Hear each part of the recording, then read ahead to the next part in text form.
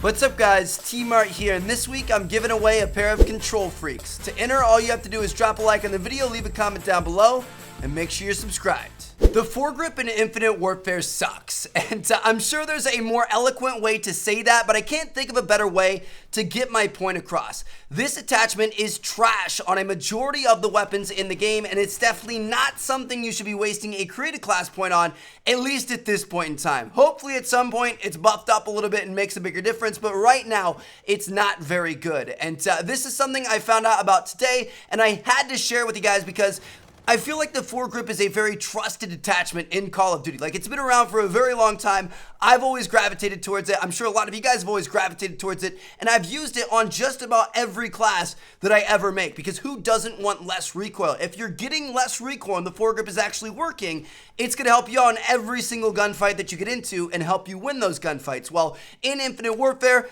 it doesn't really seem to work on most of the weapons. Now, let's take a look at some recoil plots to prove this to you guys. So basically what these are simulated shots multiple times, like thousands of shots or tens of thousands of shots. I'm not sure what the exact number is, but it gives you an average of what the weapon plot kind of leads out to.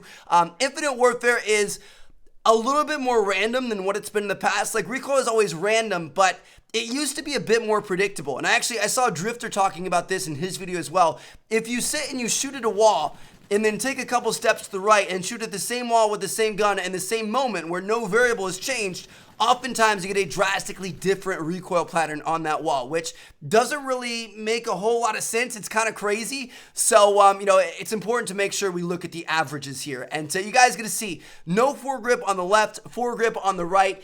And for most of these, there's really not that big of a difference. Like, yeah, some of them you can see a very small change, but that's not what the foregrip's supposed to do. It's supposed to reduce it by a significant amount, something you could definitely be able to see. Take it down by 20% or 30% or something like that. That's around where it's been in the past, and that's not what it's doing this year with Infinite Warfare. So instead of reducing your recoil by like 5%, you'd be much better off throwing, an extra perk on there, an extra, silencer on there, or a long barrel or something like that to give you something beneficial, because this really isn't helping out all that much for most of the weapons. I will tell you guys a couple of weapons that it's decent on, all right? So the number one weapon in the game you definitely should run it on is the K-bar, and that's pretty much the only weapon in the game you should definitely run grip on.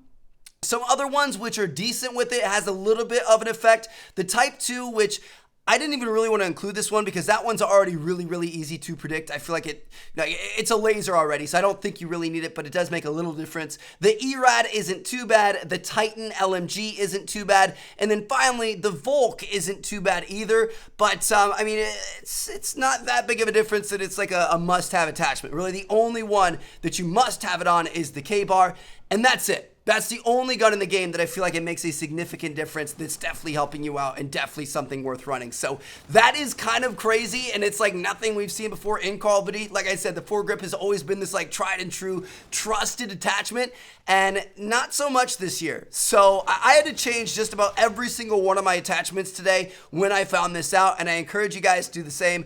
I don't think you're going to notice a difference, at least on most of the weapons, and it's going to free up that extra slot to equip something else that might help you out. So there you guys have it. Hope that you guys enjoyed the video. Let me know what you guys think down in the comments. Thank you guys so much for watching. I'm going to catch you guys later.